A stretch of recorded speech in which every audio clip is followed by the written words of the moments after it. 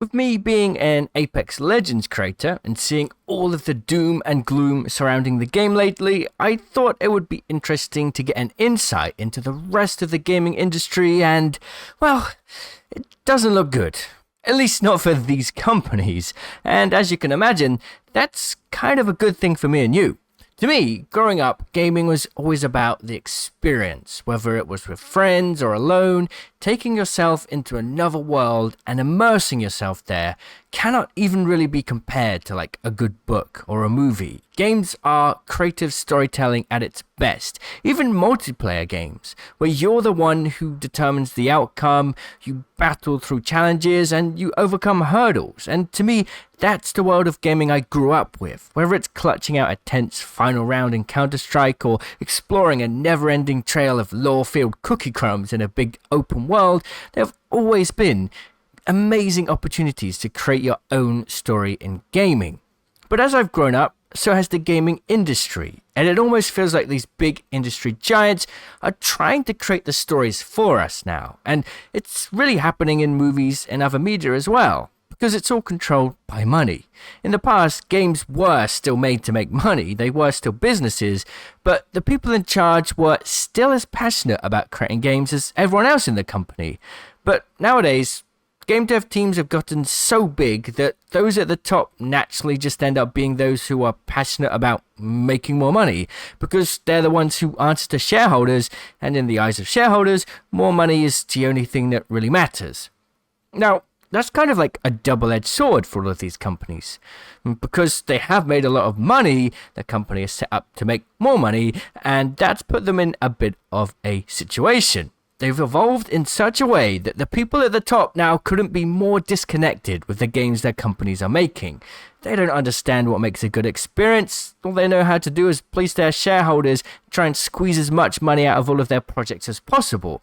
And as a result, games get pushed out as underdeveloped as they try and meet certain deadlines. They often are incomplete, and if the games are good, they'll often get way more monetization features and store pages than can even be comprehensible for the average gamer to spend on. Now, this might work on kids with their mum's credit cards at their disposal, but an interesting thing is happening in the gaming industry right now. People are getting older. A lot of kids who grew up on gaming still play video games today, now that they're adults. So we have an older, more mature audience who play games, and they're not eating up all this rubbish that these big publishers are putting out anymore. I really do feel like the audience of gamers is starting to mature, and the decisions that we're making and what they play is becoming a bit more sensible. So when a quadruple A company releases a $70 unfinished mess with extra expensive day one editions and bolted on microtransactions, it's honestly no surprise the games don't do well. Or when huge AAA games keep pumping out more ways to make money from the games that were already successful, it's really no surprise that they once again struggle. I'm seeing it across so many different titles, this distaste for monetization that just doesn't need to be there. Whether it's Apex, Call of Duty, it's everywhere, and it's painful. So most gamers do have a sour taste in their mouth when it comes to these big companies. And what's interesting is even the developers working at these very same companies are getting fed up, with most industry veterans and high-skilled talent moving away to start their own companies or join companies their friends are running because they're fed up with this rat race of trying to develop games because they need to make an income, but feeling like they're not really building something that they're passionate about because the ones at top just care about money. And honestly, that kind of really means that a lot of these studios are going to start pumping out games that they really care about. So we're going to see a lot more great passionate projects, and that's a really, really good thing. And with the greatness of the internet, learning to create games on your own and find communities that can help you to learn to create games has honestly never been easier. So as these big money-hungry companies topple down and break apart, we're starting to see light through the cracks. Far more indie teams are seeing success, and smaller dev studios who want to create good experiences are getting the credit they deserve. In fact, a lot of games that perhaps were quite old at this point are still doing well because they're led by companies that care about the experience, Rust just saw its highest player count ever, despite launching 12 years ago, because the developers are making a good game, and that's what they care about most. The money sort of follows afterwards. Palworld is recently seeing yet another boom in player base after working hard to release a big update instead of forcing smaller content patches down our throat to try and increase player attention and spending. They admitted early on that people might get bored of Palworld pretty quickly, but they've created an experience and they don't care if people go and play other games.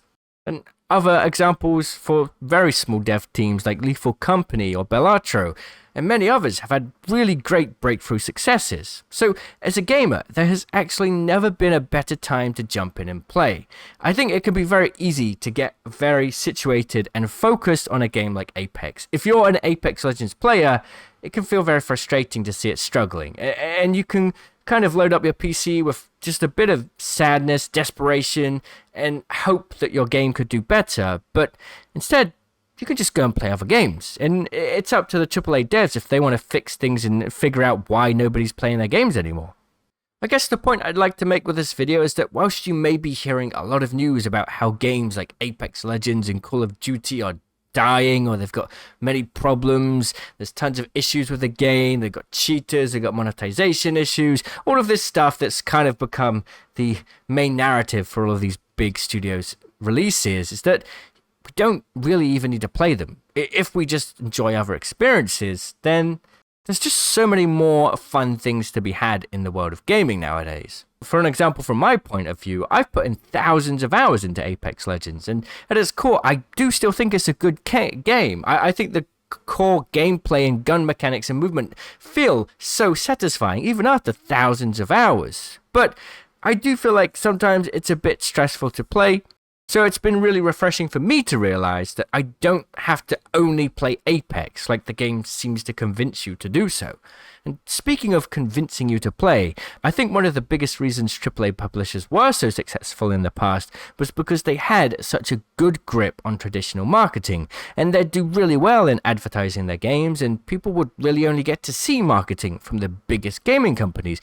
But nowadays it's just so different. It's really funny to see big publishers spend millions to get the biggest streamers to play their games, talk about it for a few days, but then as soon as those campaigns end, the game dies off and nobody plays it. And then in contrast, indie game devs or even bigger game studios who create an actual good experience have a far better chance of getting their game go viral, because all of these streamers play it and genuinely have fun, and so do their viewers. I think Marvel Rivals is a good example. The dev team have actually tried to make a really fun experience, and they actually care about the experience that the players are having. So I think the good news from all of this is that if you like playing video games, I think you're going to be in for a good ride over the next 5 to 10 years. I think the industry is shifting, and the most popular games continue to be the ones that are actually good games, instead of just the ones with the biggest budgets. And if you're higher up at a AAA publisher, you're probably starting to get worried. I guess I'll end this video by asking you, what games have you played recently that you've been enjoying? I bet most of the comments won't be Apex or Call of Duty, and will probably be other games that deserve the credit. Thanks for watching, I'll see you in the comments. Cheerio!